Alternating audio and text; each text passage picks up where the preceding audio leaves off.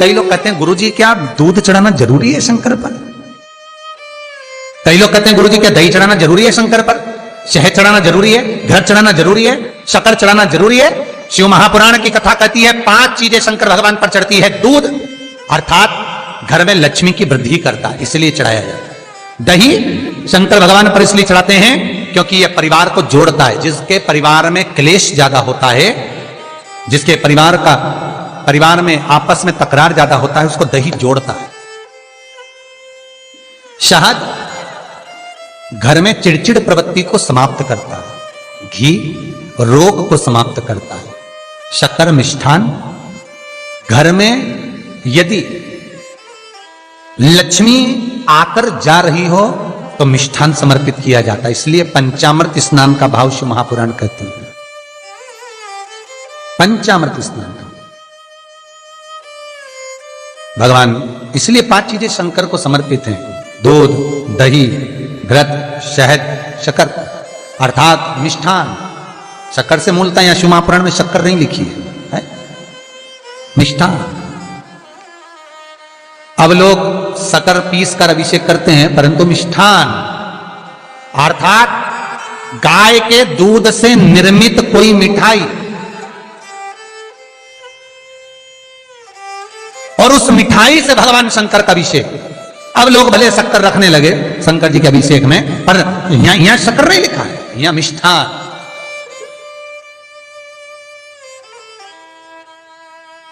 हमारे यहां सहज भाषा में कहते थे उसको खांड अर्थात मीठा।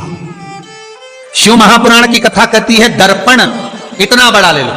बंदर वाला अगर दर्पण वाली नहीं तो इतना बड़ा दर्पण लो, हनुमान जी के मंदिर में जाकर, क्योंकि हनुमान शंकर का ही अवतार है। हनुमान जी के मंदिर में जाकर हनुमान जी के उल्टे पांव का थोड़ा सा सिंदूर, चरण का थोड़ा सा सिंदूर एक कागज में लेकर आ जाइए। और हनुमान जी के छोटे भाई, हनुमान जी 6 भाई हैं, उसमें गतिमान, हनुमान जी के छोटे भाई गतिमान का नाम लो और गतिमान का नाम लेकर उस दर्पण पर सिंदूर से त्रिशूल बना दो। सिंदूर से त्रिशूल बनाकर उस दर्पण को घर के बाहर,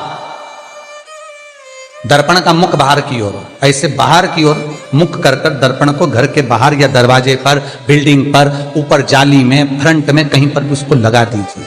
महाराज केवल शंकर का स्मरण कर कर, गतिमान का नाम लेकर, हनुमान के उल्टे पांव का सिंदूर का त्रिशूल बनाकर जो दर्पण को लगा देता है, आपको 1 महीने के अंदर अंतर मालूम पड़ जाएगा कि पिछले जो महीने निकले हैं उस महीने का अंदाजा लगाना कि घर में लोग कितने बीमार पड़ते थे और इस दर्पण को लगाने के बाद बीमारी कम हुई कि नहीं हो कम तो ठंडा कर देना, क्या जा रहा है, पर करके जरूर देखना। विश्वास रखकर करोगे, भगवान शिव का अनुमोदन कर कर, भगवान शंकर पर विश्वास रखकर करोगे तो बीमारी घेर नहीं सकती। अकाल मृत्यु हो मरे जो काम करे चंडाल का, काल उसका क्या बिगाड़े जो भक्त हो महाकाल का। शंकर की आराधना करने वाला, शिव का स्मरण करने वाला, शिव को निवेदन करने वाला, शिव अर्चना में डूबने वाला, शिव का अनुमोदन करने वाला कभी दुखी नहीं हो सकता।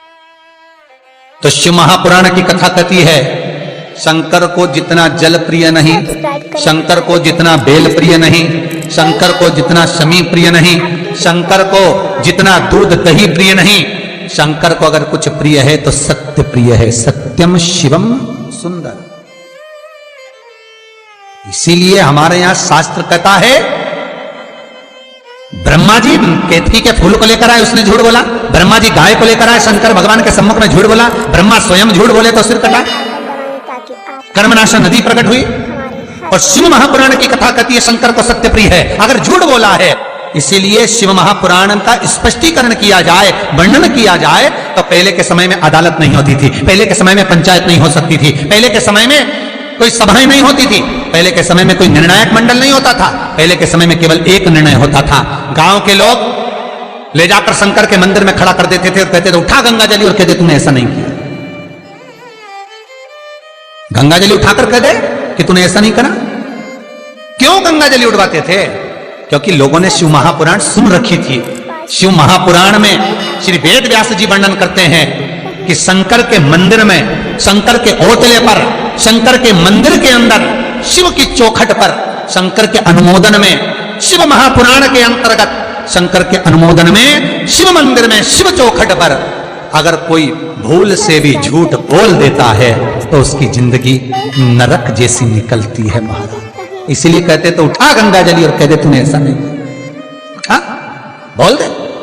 आपके भी जीवन में अगर किसी को कष्ट है, फिर निवेदन करूंगा, मंदिर में अगरबत्ती भले मत लगाओ, मंदिर में दीप भले मत जलाओ, मंदिर में पेड़ा भले मत चढ़ाओ।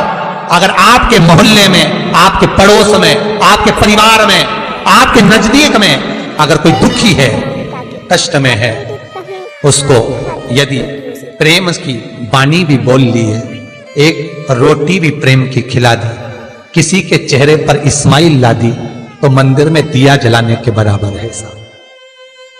मंदिर में दीप जलाने के लिए बेलपत्र भगवान माता पार्वती के अश्रु से है, रुद्राक्ष भगवान शंकर के अश्रु से है, शमी पत्र उमा और महेश्वर भगवान शंकर के विग्रह के सुख से जो जल प्रकट हुआ है, उस जल से शमी की उत्पत्ति है महाराज। दोनों के मिलन से, दोनों के मिलन से। जैसे एक मुखी से लेकर 14 मुखी तक रुद्राक्ष होते हैं, आपको पहले भी कथा में कहा, एक मुखी से लेकर 14 मुखी तक रुद्राक्ष होते हैं। सभी रुद्राक्ष का अपना अपना एक मंत्र होता है, अपनी अपनी एक साधना होती है जिसके अनुसार रुद्राक्ष काम करता है। एक मुखी रुद्राक्ष लक्ष्मी की वृद्धि के लिए होता है। कभी मौका मिले तो एक मुखी रुद्राक्ष का दर्शन करना।